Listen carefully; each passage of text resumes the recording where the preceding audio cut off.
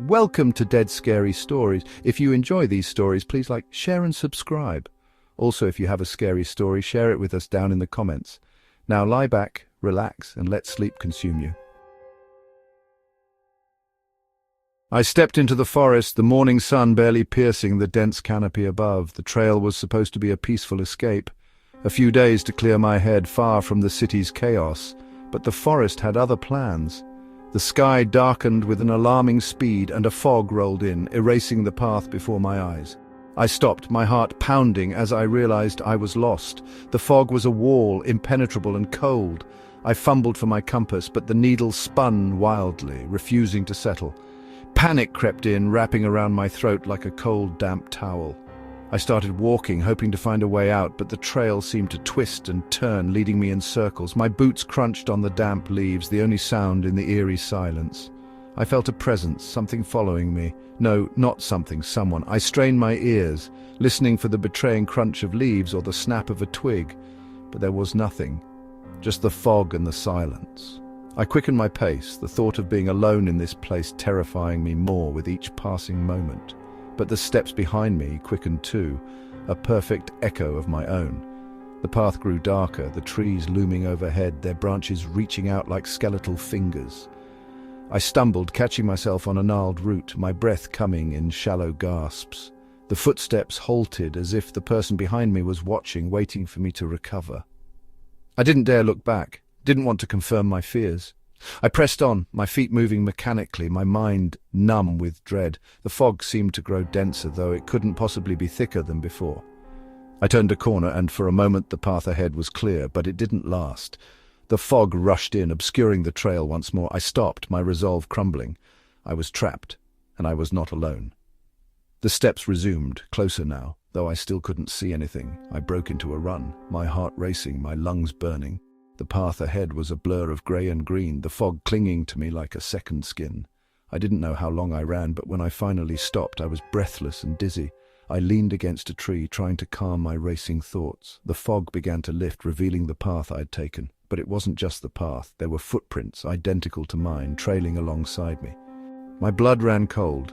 I had been followed, step for step, invisible and silent. I tried to reason with myself, to think logically. It must have been a trick of the fog, a shadow cast by a branch, a coincidence. But deep down I knew better. The footprints were real, and so was the fear. I turned to run again, but my legs wouldn't move. The fog had cleared enough for me to see the path, stretching out behind me, empty and still. I forced myself to turn around, to keep walking. The forest was no longer a place of peace. It was a cage, and I was the trapped animal. The path seemed to stretch on endlessly, each step a step closer to something I didn't want to face. The sun had disappeared and the forest grew darker, the trees closing in around me like sentinels. I stumbled upon a clearing, the fog thinning to a mist. In the center was a stone, ancient and weathered, with symbols etched into its surface. I didn't recognize them, but they made my skin crawl. I turned to leave, but there it was, standing at the edge of the clearing. A figure shrouded in mist, its form indistinct but unmistakable. It was watching me, waiting for me. I ran, my heart pounding, my mind screaming, but the figure moved too, always staying just behind me, its steps silent and steady. I didn't know where I was going, didn't care. I just needed to escape, to find a way out of this nightmare. The fog thinned and I saw a hint of blue sky.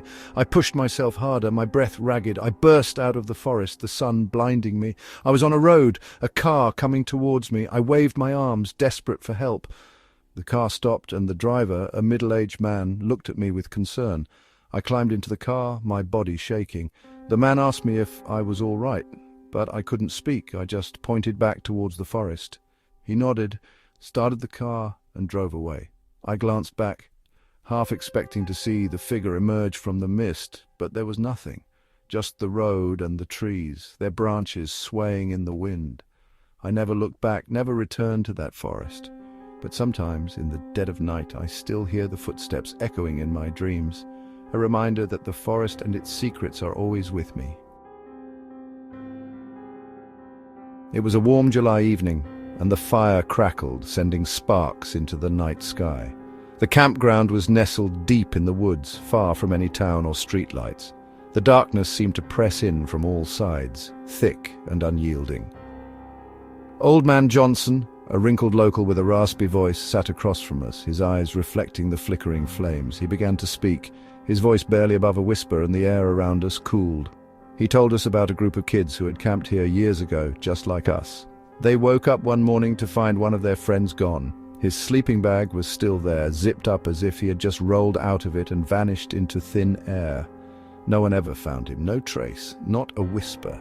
The group laughed it off, but the story left a sour taste in my mouth. I tried to shake it off, but the chill refused to leave my bones. We set up our tents in a circle close to the fire. I made sure my sleeping bag was zipped all the way up, even though the temperature was mild. The others teased me, calling me paranoid, but I couldn't help it. The story lingered, a dark cloud over our heads. We talked and laughed, trying to lighten the mood, but the laughter felt hollow, forced. I kept glancing around, half expecting to see something lurking in the shadows. The night grew deeper, and the fire began to die down. One by one we drifted off to sleep, the flames casting a weak, flickering light over our faces. I woke up to the sound of leaves rustling and the cold seeping into my bones. The fire had been reduced to embers, and the campsite was cloaked in darkness. I unzipped my sleeping bag and stepped out, my feet sinking into the soft earth. The air was damp, and a mist hung low over the ground, making it hard to see more than a few feet in front of me. I checked my watch, but the face was too dark to read. I called out, but no one answered. That was when I noticed it. One of the sleeping bags, just a few steps away from mine, was empty. It lay there, perfectly zipped, as if its inhabitant had simply vanished. My heart pounded in my chest, and I stumbled back to my tent, fumbling with the zipper. I closed my eyes, trying to calm myself. It was just a coincidence, I told myself.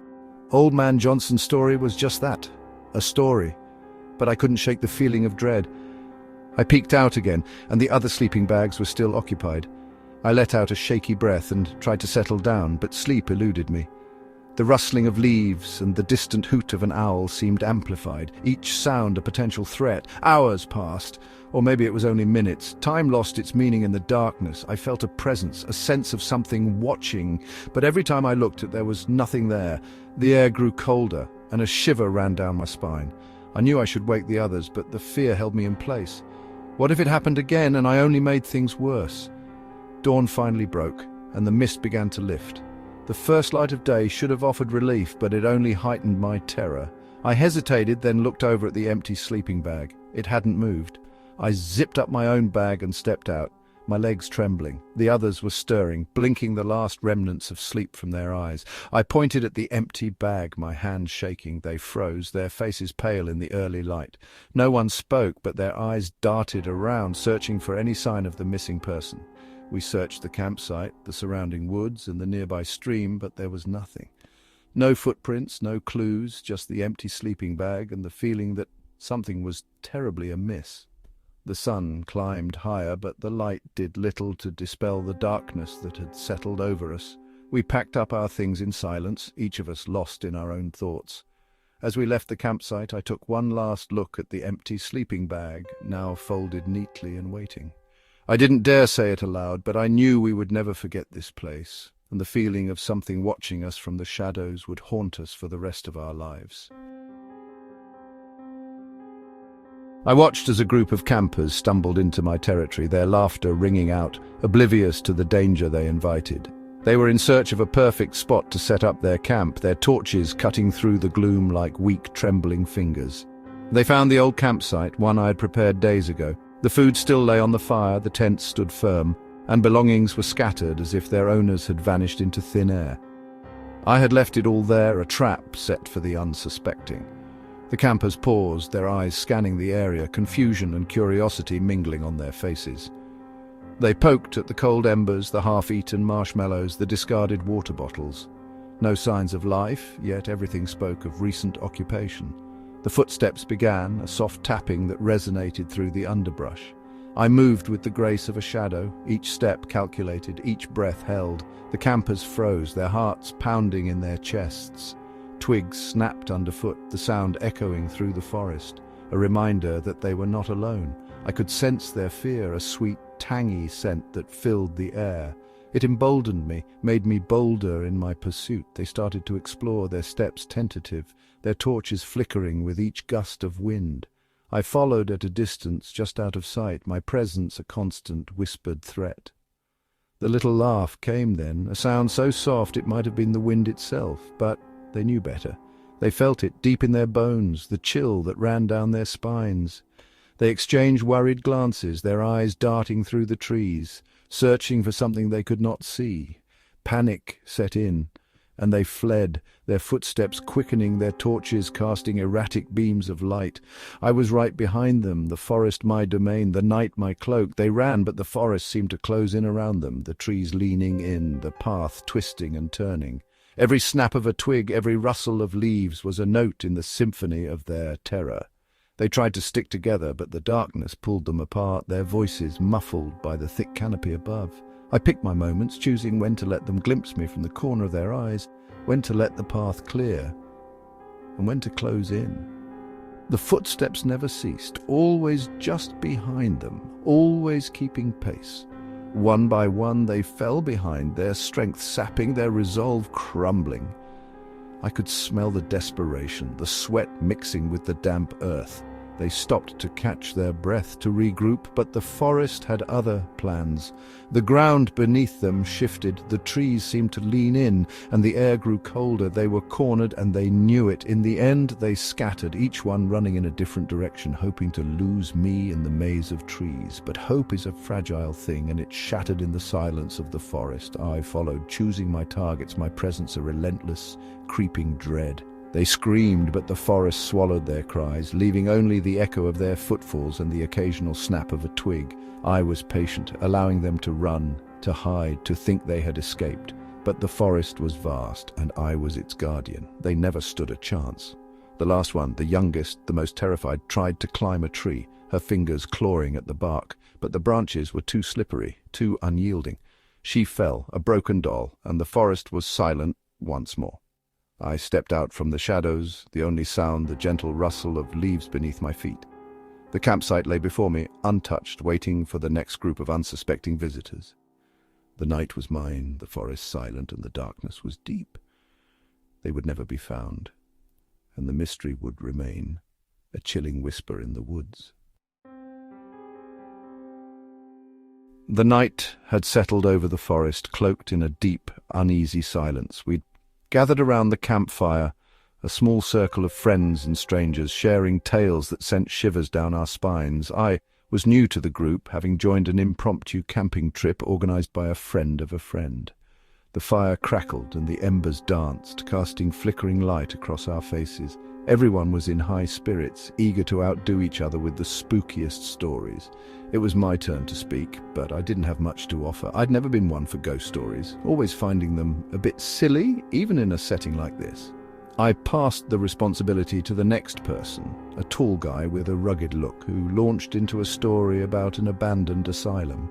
His voice was steady, and he kept us on the edge of our seats as he described the eerie corridors and the whispers that seemed to come from nowhere. After him, a young woman with a delicate frame and soft voice took over. She spoke of a haunted mirror that showed reflections that weren't quite right, of people who saw themselves change in terrifying ways. Her story was chilling, and when she finished, the air seemed to cool a degree. Then it was the quiet camper's turn. He'd been sitting apart from the rest of us, almost blending into the darkness. His presence was unassuming, and he hadn't contributed much to the conversation. I noticed him fidgeting, his eyes darting around as if he was scanning the trees for something. The guy next to him, a joker with a quick laugh, nudged him. The quiet camper's response was a simple, almost mechanical, "There's a man standing right behind you." The group chuckled, assuming it was a lame attempt at a scare. But the quiet camper didn't laugh. His gaze was fixed on something beyond the circle of light, his expression one of pure terror. His mouth hung slightly open, and his eyes were wide, unblinking. The laughter died down, and a hush fell over the group. We all turned to look behind us, half expecting to find nothing but the blackness of the forest. But there, just at the edge of the firelight, was a figure. It was a man, or at least it looked like one. He was tall, he stood perfectly still. A silhouette against the night. A shiver ran down my spine, and I could feel the blood drain from my face. No one spoke, no one moved. The man didn't either, just continued to stare. The fire seemed to dim, and the forest grew even darker. The Joker tried to break the tension, but his voice was shaky. He claimed it was just a trick of the light, a branch, anything but a man. But as he spoke, the figure didn't budge. It was clearly not a tree or a rock. We all turned back to the quiet camper, hoping for some explanation, some reassurance, but he was still staring, his face pale and drawn. His eyes never left the man, and his hands were trembling. One of the girls in the group, a brave soul, stood up and stepped towards the figure. Her steps were hesitant, and she extended a hand as if to wave. The man in the shadows didn't acknowledge her, didn't even flinch. She called out, but there was no response. The quiet camper's breathing grew faster, more labored. He was the only one who hadn't looked away, who hadn't tried to dismiss what we all saw. His fear was palpable, and it infected the rest of us. The girl returned to the fire, her face pale. The group was in a state of shock, unable to process what was happening. We were in the middle of nowhere, surrounded by nothing but trees and the dark. The man was still there, a silent, unyielding presence. I suggested we all get some sleep, that we were just letting the stories get to us, but no one moved.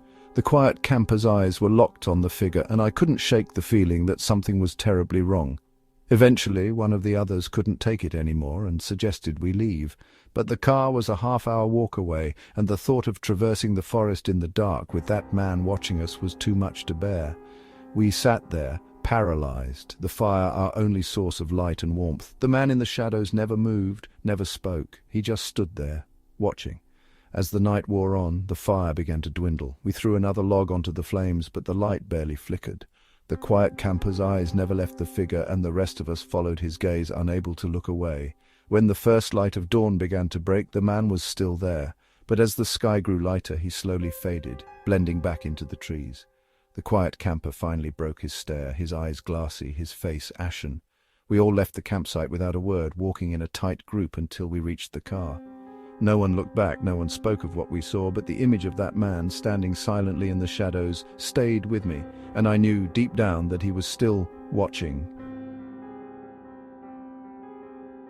I followed them from the moment they stepped into the woods. The pair, whose names I soon come to find are Call, Jake and Matt, were loud and careless, their laughter echoing through the dense forest. I kept to the underbrush, my steps silent on the crisp autumn leaves. They were just like the others, thinking the woods were theirs to conquer. Unaware of the secrets that lurked in the shadows, they stopped to rest by a stream, their breaths visible in the cool air.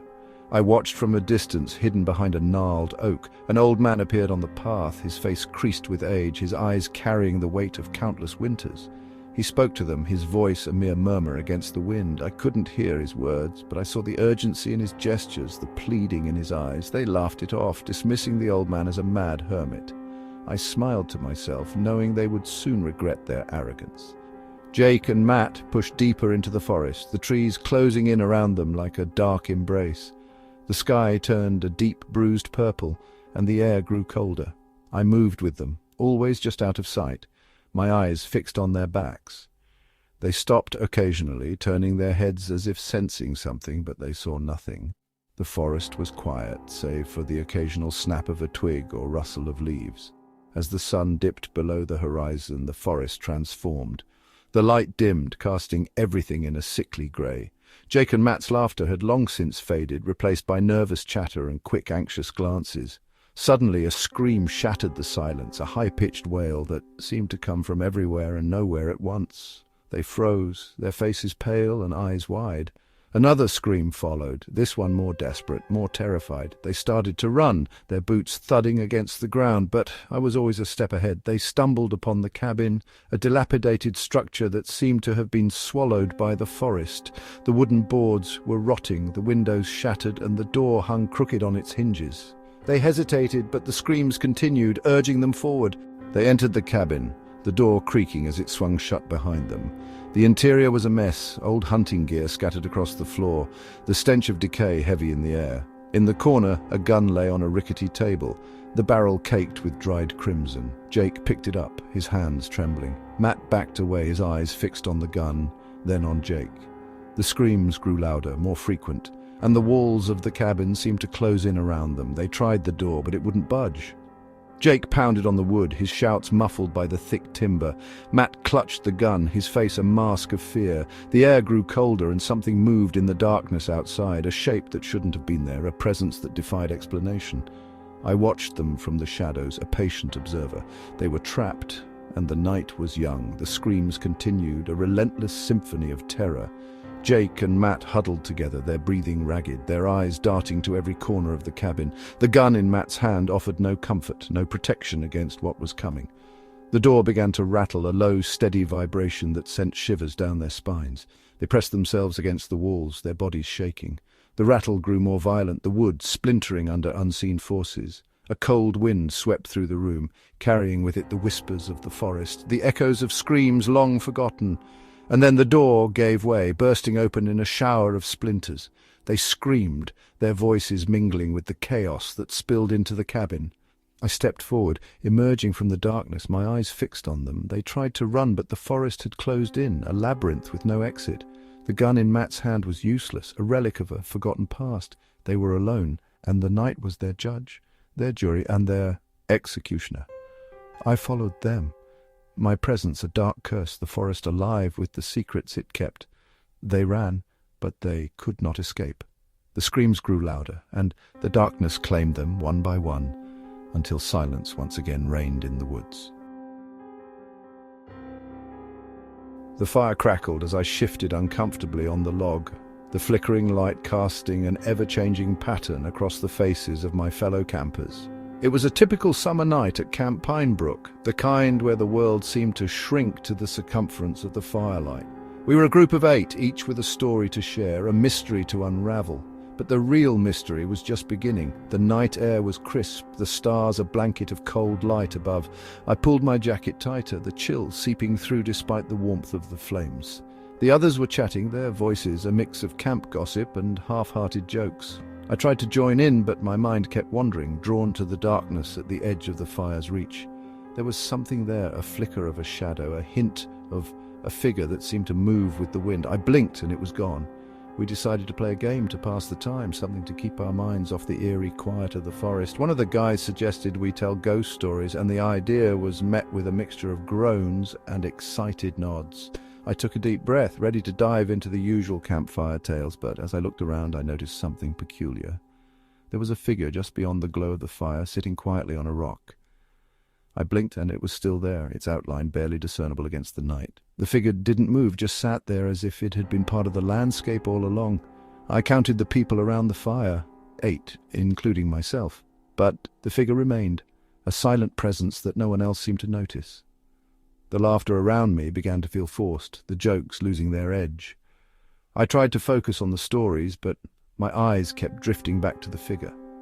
One of the girls, Sarah, started a story about a camp in the woods where a ghost would join the campers around the fire. She described how the ghost would sit so quietly that no one would notice until they counted the people and found one too many. I shivered, the story hitting too close to home. The figure on the rock seemed to lean in, as if listening. The others didn't seem to notice, their attention fixed on Sarah's words. She finished her story, and the group fell silent. The only sound, the crackling of the fire. I took a deep breath, trying to shake off the chill that had settled in my bones. I couldn't take it anymore. I had to say something. But before I could, another camper, Jake, suggested we count ourselves for fun, just to make sure everyone was still there. We laughed, the sound hollow in the night air. We started to count, each person pointing to the next, making sure no one was missing. I watched as the number grew, 8, 9, 10, but when we finished, we all froze. There were 10 people, but only 8 of us were around the fire. The figure on the rock was gone, replaced by a new camper, someone I didn't recognize. I scanned the group, but no one spoke, no one moved. The new campers sat there, as if they had always been part of us, their face a mask of quiet observation. The fire seemed to dim, the flames no longer offering the comfort they once did. We all sat in silence, the air thick with unspoken fear. The new camper never looked at us, just stared into the flames, their presence a silent threat. We tried to laugh it off, to convince ourselves it was just a trick of the light, but the unease lingered. As the night wore on, the fire began to dwindle, the logs turning to ash. The new camper remained, their eyes never leaving the flames. I couldn't shake the feeling that we were being watched, that the forest was holding its breath. The others started to pack up, muttering about getting some sleep, but no one wanted to be the first to leave. We all rose together, moving as one, our eyes darting to the new camper, who finally stood and walked away into the darkness, leaving us with the eerie silence of the night. We didn't speak as we returned to our tents, the shadows stretching out like grasping fingers. I lay in my sleeping bag, the night's events replaying in my mind. I tried to convince myself it was just a prank, that someone had snuck away and come back, but deep down I knew it wasn't. The next morning when we gathered for breakfast, the new camper was gone, as if they had never been there at all, but I could still feel their presence, a chill that wouldn't leave me, a reminder that the forest had its own secrets and some of them were better left untouched. The night had settled over the forest and the camp was quiet. We'd set up our tents near a small clearing, surrounded by the dense, whispering trees. 4 of us, all friends from college, had decided to hike the remote trails of the Appalachian Mountains, seeking adventure and escape from the mundane. As I zipped up my tent, I glanced over at the others. Mike was already snoring softly and Lisa was curled up in her sleeping bag, eyes closed. Tom had taken the tent nearest the edge of the clearing, and I could see the faint outline of his silhouette through the fabric. I drifted off to sleep, the rustling of leaves and the distant hoot of an owl, the last sounds I remembered. When dawn broke, I awoke to a strange silence. There was no usual morning chatter, no crackling of the fire. I unzipped my tent and stepped out, the cool morning air raising goosebumps on my skin. Lisa and Mike were already up, their tents open and empty. But Tom's tent was gone. His backpack and other gear lay scattered on the ground, untouched, as if he had simply vanished into thin air. Panic surged through me, and I began to search the area. The forest floor was carpeted with fallen leaves and pine needles, but there were no signs of a struggle. No broken branches, no torn fabric, nothing to suggest that Tom had been dragged away. It was as if he had dissolved into the mist that clung to the trees. I called out to the others, and we combed the area for any clues, but it was like searching for a needle in a haystack. Hours passed, and the sun climbed higher, casting a golden light through the canopy. We decided to split up, each taking a different direction, hoping to find some trace of Tom. I wandered deeper into the woods, my heart pounding with each step. The trees seemed to close in around me, their branches reaching out like bony fingers. I kept my eyes peeled, but the forest was eerily still. As the afternoon wore on, I began to lose hope. I thought about turning back, about joining the others and admitting that I had found nothing, but then I spotted it, a small, neatly packed tent, just like Tom's, about a mile away from our campsite. I approached it cautiously, my mind racing with possibilities. The tent was untouched, as if it had been carefully folded and left there by someone who knew exactly what they were doing. But where was Tom? I called out to the others, and soon they were beside me, their faces pale and strained. We searched the area again, but there was no sign of Tom. His gear was still back at the campsite, but here was his tent, miles away from where we had set up. It made no sense. We tried to piece together what had happened, but the more we thought about it, the more the questions multiplied. Had he wandered off in the night? Had someone or something taken him? The sun began to dip below the horizon, casting long shadows across the forest floor. We decided to head back to the campsite to regroup and decide our next move. But as we walked, the sense of dread grew. The air felt different, as if it was holding its breath. When we returned to our camp, everything was exactly as we had left it, except for one thing. Tom's tent was back, standing in its original spot as if it had never been moved. The night was long and sleepless. We huddled together, the silence between us heavy with unspoken fears. The next morning, we packed up and left, promising to call the authorities and search for Tom again. But deep down I knew something had happened out there, something that we would never understand. Tom was gone and the forest had swallowed him whole, leaving no trace, no explanation, just a chilling reminder that some things are better left unknown. The boots were there when we turned the corner, just sitting on the trail as if someone had taken them off for a moment, forgotten them and moved on. The laces hung loose, almost inviting, like they were waiting for someone to come back and put them on. We had been hiking for hours, the sun setting behind us, casting long shadows through the dense trees. The forest seemed to close in, and for a moment I wondered if the boots were a bad omen, a sign to turn back. But we were so close to our campsite, and the idea of hiking back the way we came was too exhausting to contemplate. Further down the trail, a jacket was draped over a branch. It looked like it had been carefully placed, not just thrown there. The jacket was a familiar style, the kind you might see at a sports store, but something about it felt out of place, like it shouldn't be there. My heart began to race, and I glanced at my friends. They seemed equally unsettled, but no one spoke. We pressed on, the silence between us growing thicker with each step. Then we found the backpack. It was lying on its side, the contents spilling out onto the ground. A water bottle, a half-eaten sandwich, a map crumpled and torn. It was clear that whoever owned this backpack had been in a hurry, maybe even in a panic. I bent down to look closer, my hands trembling as I picked up the map. The last known route was scribbled out, as if the person had been disoriented, lost. My friends gathered around, their faces pale in the fading light. We all knew something was wrong, but none of us wanted to voice it. We kept moving, the trail winding deeper into the woods. The trees towered over us, blocking out the sky, and the air grew cooler. My breath was visible in the twilight, and I wrapped my arms around myself, trying to shake off the chill. The forest was quiet, too quiet, and I found myself listening for any sound, any sign of life. But there was nothing, just the rustle of leaves under our feet. That's when we saw him. He was sitting up against a tree, his head hanging low. His face was covered in blood, and his clothes were torn. He looked up as we approached, his eyes wide and desperate. For a moment I hesitated, but then I saw the fear in his eyes, and I knew we had to help him. We gathered around, our backpacks and supplies spread out on the ground. One of my friends, Tom, carefully lifted the man's arm to examine the wounds. They were deep, the flesh torn and bruised. The man winced, and I could see the effort it took for him to stay conscious. He told us about the beast, his voice barely above a whisper. He and his friends had been hiking, just like us, enjoying the peace of the forest. But then they had heard something. A growl, deep and menacing. They thought it was just a bear at first, but when they turned, they saw a figure, massive and dark, moving through the trees.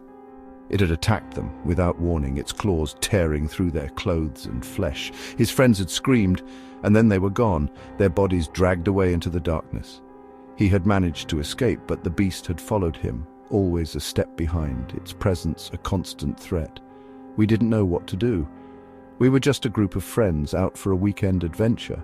None of us had any experience with this kind of thing, but we couldn't leave him there, and so we decided to carry him back to our campsite. We wrapped him in an emergency blanket and took turns supporting his weight. He was light, but the journey back was treacherous, the trail narrow and steep. As we walked, the forest grew darker, the trees looming over us like sentinels. I kept glancing over my shoulder, half expecting to see the beast following us. But there was nothing. The man's breathing was shallow, and he occasionally muttered, his words incoherent. I tried to focus on the trail, but my mind kept drifting to the story he had told us, the images of his friend's terror haunting me. We reached the campsite just as night fell. The fire we had set earlier was a small comfort, the flames dancing and crackling in the darkness. We laid the man down near the fire, and I rummaged through my backpack for the first aid kit. The others started setting up the tents, their movements quick and tense. The man was delirious, his body shaking with fever. I could see the determination in my friends' faces, the resolve to do what we could to help him, but as I was cleaning his wounds, I heard it, a growl, deep and menacing, echoing through the forest. My friends froze, their eyes widening in fear. The man's eyes fluttered open, and he saw the look on our faces. He tried to sit up, his voice growing stronger, urging us to run, to leave him behind. But we couldn't do that. Not after what we had seen, after the terror in his eyes. The growl grew louder, closer, and I could feel the hair on the back of my neck standing on end. The forest was alive, the trees swaying as if pushed by an unseen force. The fire flickered, casting dancing light across the clearing, but it did little to dispel the darkness. My friends huddled together, their backs to the tents, their faces pale and strained.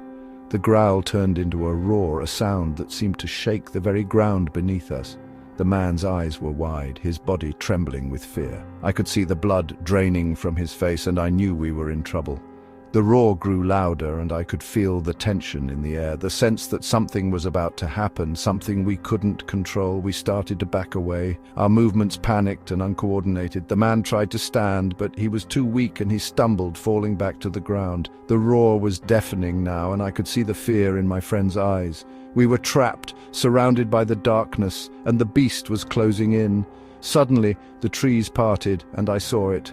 A massive figure, dark and hulking, its eyes glowing in the firelight. It was like nothing I had ever seen before, a nightmare given form. Its claws were longer than my hand, and its teeth were sharp, glinting in the darkness. It moved with a grace that belied its size, its steps silent and deadly. My friends and I tried to run, but the beast was too fast. It was around us in an instant, its presence overwhelming. I could smell its breath, a mix of rot and decay, and I knew we were done for. The man's voice grew louder, his words a desperate plea for help, but it was too late. The beast was upon us, its eyes fixed on us, and I could see the hunger in its gaze. We were cornered, the beast towering over us, its presence a constant threat. I could feel my heart pounding in my chest, my breath coming in short, sharp gasps. The fire was no protection, the flames licking at the darkness, but doing nothing to deter the beast. My friends and I huddled together, our backs against the tents, our eyes fixed on the monster before us. The man's voice grew weaker, his words a faint whisper. He was losing consciousness, his injuries too severe to survive. I looked at my friends, and for a moment I saw the same fear in their eyes that I felt in my own. We were going to die, and there was nothing we could do to stop it. The beast lunged, its claws outstretched, and I closed my eyes, waiting for the end. But the attack never came. When I opened my eyes, the beast was gone, vanished into the darkness as if it had never been there. The forest was silent again, the only sound the crackling of the fire. My friends and I were left standing there, our hearts pounding, our minds racing with terror. We turned to look at the man, but he was already dead, his eyes open and staring into the darkness. The firelight flickered over his lifeless body, and I could see the deep, jagged wounds that had claimed his life. My friends and I exchanged a glance, and without a word we started to gather our things, preparing to leave the campsite. We moved quickly, our movements automatic, driven by the need to get away from that place. The forest seemed to close in around us, the darkness a living thing, and I could feel the fear gripping me, making my hands shake as I packed. We didn't speak, our minds too occupied with the horror we had just witnessed. Finally we were ready, our backpacks loaded, our gear packed away. We left the man's body by the fire, knowing that there was nothing we could do for him. We started down the trail, our pace quick and urgent. The forest was still dark, but I could see the first hint of dawn breaking through the trees. We didn't stop, not even for a moment. We kept moving, the trail a blur of shadows and light, the trees a constant presence on either side. The fear never left us, a constant weight on our shoulders, but we pushed it down, focusing on the path ahead. As the sun rose, the forest seemed to lighten, the darkness receding. We emerged from the woods, the campsite we had been heading to just a short distance away, but we didn't stop, not there. We kept moving, our footsteps quick and determined, until we reached the road and the safety of the outside world. We left the forest behind, the trail a dark and twisted memory. We didn't look back, not even once. We just kept walking, our minds full of the horror we had witnessed and the fear that it might not be over. We never spoke of that night again, the memory too dark, too terrifying to be shared. But I know that my friends like me will never forget the forest, the boots, the jacket, the backpack, and the man who died in the darkness. And I know that we will never return to that place, not ever. The darkness had already wrapped itself around us by the time we set up camp. It was late, past midnight, and the forest seemed to close in, its trees a dense, unyielding canopy above. We were a group of 4 old friends from college, reunited for a weekend of camping in the secluded woods of rural America. The fire crackled, sending embers spiraling into the night sky, and we huddled close, the chill of the air biting at our skin despite the warmth of the flames. I remember the silence, a heavy blanket over the forest, only broken by the occasional snap of a twig underfoot or the distant hoot of an owl. The usual comfort of the campfire was overshadowed by something else, something just out of reach, a sense that the night held secrets we couldn't quite grasp. We had all jokingly talked about ghosts and ghouls before bed, but now, as the firelight flickered over our faces, the laughter felt forced, a shield against the creeping shadows. The air was cool, and I wrapped my jacket tighter around my shoulders. The flames danced, casting a golden glow that did little to dispel the darkness. We talked in low voices, sharing stories and memories, trying to keep the night at bay. But as the hours ticked by, the fire began to die down, and the woods seemed to whisper back to us, a low murmur that sent shivers down my spine. Then, without warning, the world was bathed in a bright, unnatural light. It was blinding, a sudden burst that seared my eyes, and I raised my hands to shield them. The light was everywhere, an all-encompassing force that rendered us helpless, unable to see anything but the stark white glow. I couldn't move, couldn't think, could only feel the terror rising in my chest as the light filled the air. From somewhere in the darkness, a scream echoed through the woods. It was a sound of pure, unadulterated fear, a primal cry that seemed to tear through the very fabric of the night. The light flickered, and I stumbled, my eyes watering from the intensity. When the light finally faded, the world around us was cast in a sickly grey hue. The fire was little more than embers, and the forest was eerily still. We called out, our voices barely more than whispers in the oppressive silence, but there was no response. The firelight was feeble now, casting long, distorted shadows on the ground. We looked at each other, our faces pale and drawn, and the realization dawned on us. One of our friends was missing, the one who had screamed. The last thing I saw was the panic in their eyes, the way they had clutched at the air as if trying to grab hold of something, anything, before the light had taken them. We searched the area, our flashlights cutting through the darkness, but there was nothing. No sign of struggle, no evidence that anything had happened. The forest was as quiet and still as it had been before the light, as if it were waiting for us to leave. We called out again, our voices growing more desperate, but the only response was the echo of our own fear. Finally we gave up, the reality too much to bear. We packed up camp, our movements mechanical, and ran back to the car, the forest seeming to close in around us, its trees reaching out like bony fingers. We drove through the night, the headlights cutting through the darkness, and I couldn't help but look over my shoulder, half expecting to see something following us, a shadow that moved just out of the corner of my eye. We arrived back in town before dawn, the streets empty and the buildings dark. We called the police, explained what had happened, and they promised to send a search team.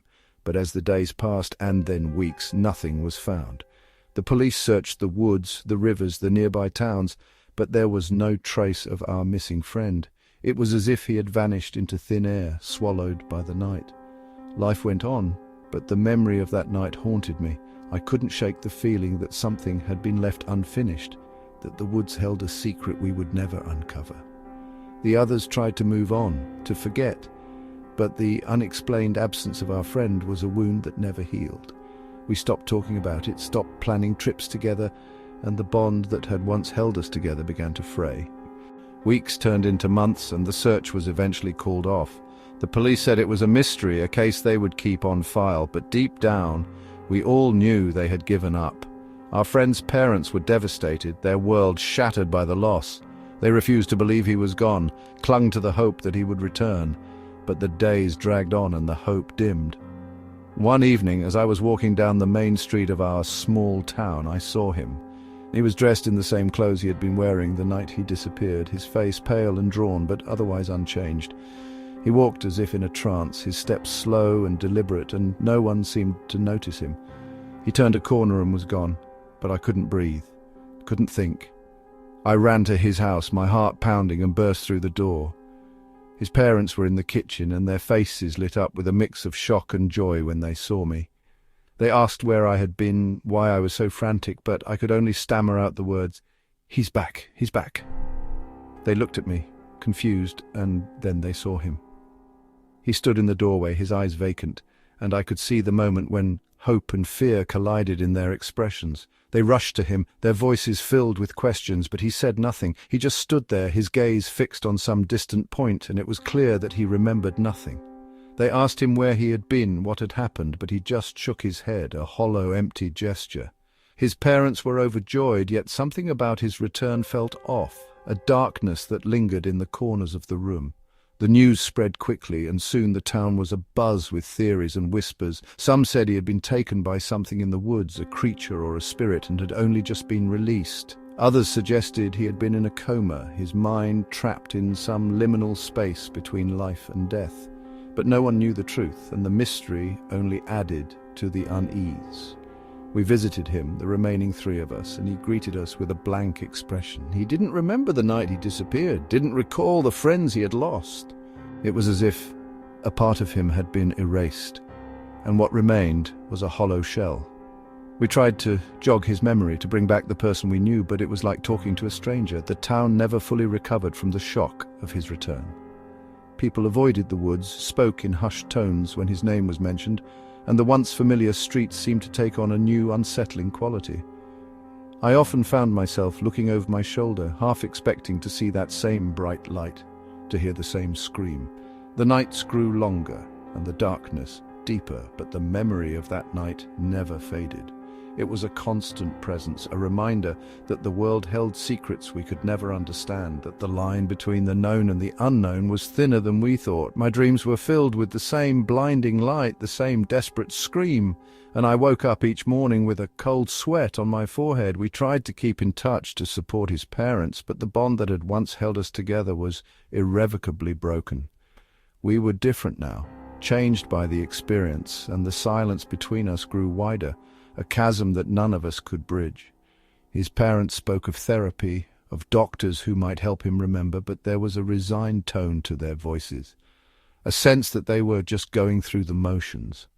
The town moved on, but the mystery of his disappearance and return remained unsolved. The police occasionally brought up the case, but it was clear they were just as baffled as we were. The forest remained a place of fear, a reminder of the night that had changed everything.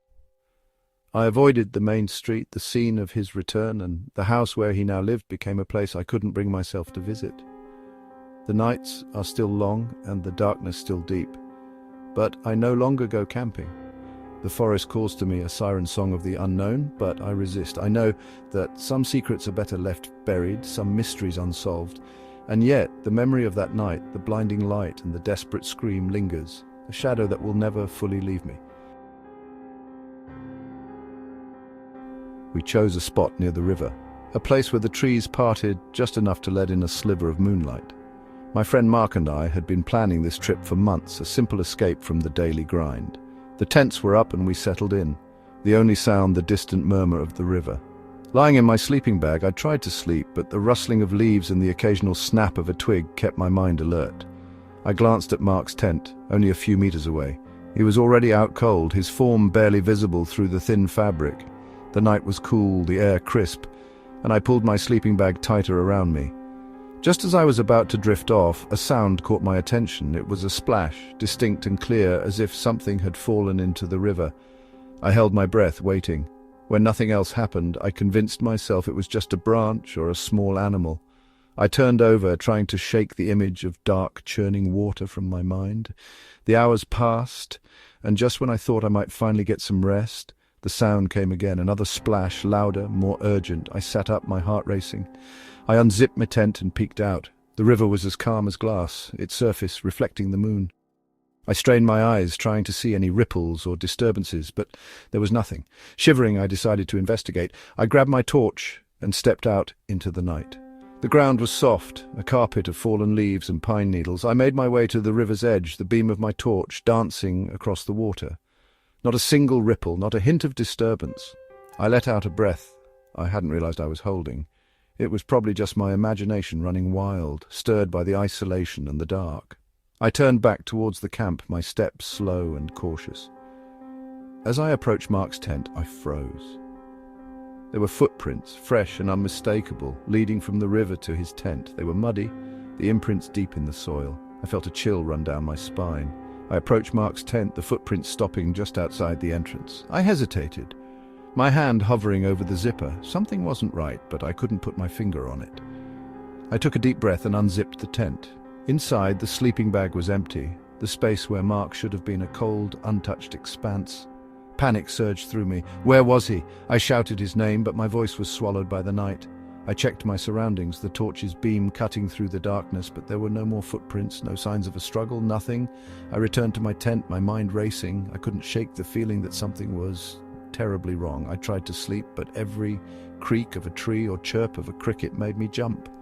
The hours passed, and as the first light of dawn filtered through the trees, I decided to search for Mark. I packed up my things, the weight of my pack a comfort in the otherwise uneasy morning.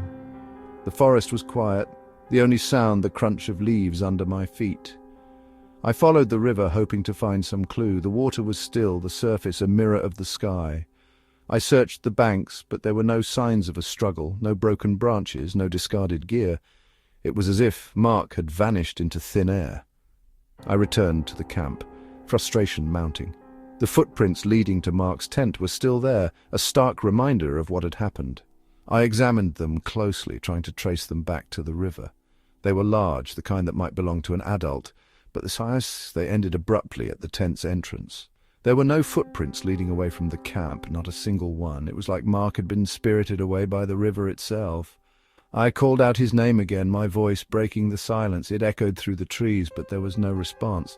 I checked the surrounding area, the woods on either side of the river, but nothing. I even climbed a nearby hill, hoping to get a better view, but the forest stretched out endlessly, a sea of green and brown. Exhausted and worried, I sat down by the river, the water still and calm.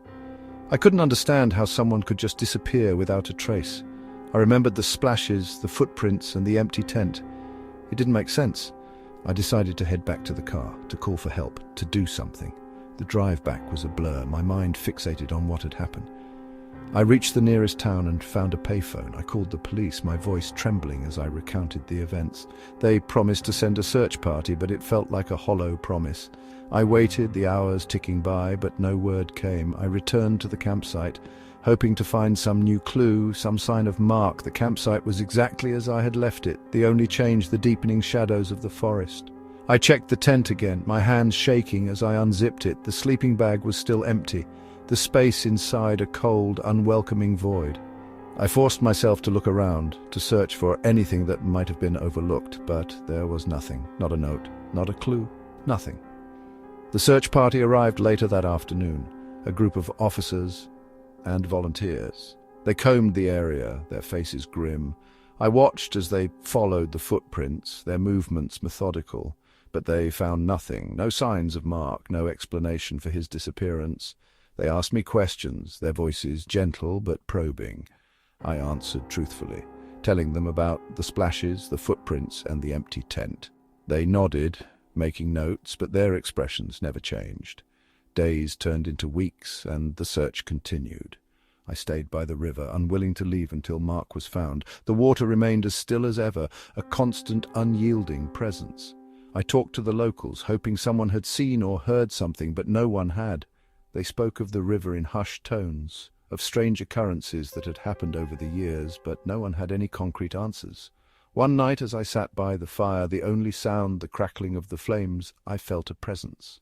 I turned, my heart pounding, but there was no one there. The forest was quiet, the darkness unbroken. I tried to laugh it off, to tell myself it was just the isolation getting to me. But the feeling persisted, a chill that ran deeper than the night air. I packed up the next morning, the campsite empty and forlorn. I left a note, a plea for help, and headed back to the car. The drive home was a long one, my mind filled with dark thoughts. I couldn't shake the feeling that Mark was still out there, somewhere in the forest, or perhaps in the river itself. I called his family, my voice breaking as I told them the news. They were devastated, their grief echoing through the phone. I returned to my normal life, but the memory of that night never left me. The splashes, the footprints, the empty tent, and the missing friend were etched into my mind. I tried to move on, to find a way to cope, but the questions remained. What had happened to Mark? How could someone just vanish without a trace? The forest and the river held their secrets, and I knew I would never find the answers I sought. Years passed, and the memory faded, but the unease never left me. I returned to the river once, driven by an inexplicable urge.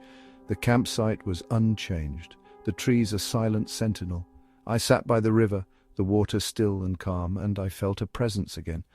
I looked around, but there was nothing. I left, the forest closing in behind me, the river's mystery unbroken. To this day I can't shake the feeling that something is still out there, watching, waiting. The memory of that night haunts me, a dark chapter in my life that I can never fully close. The river flows on, its surface untroubled, but the footprints remain, a chilling reminder of what happened. Mark has never been found, and the forest keeps its secrets.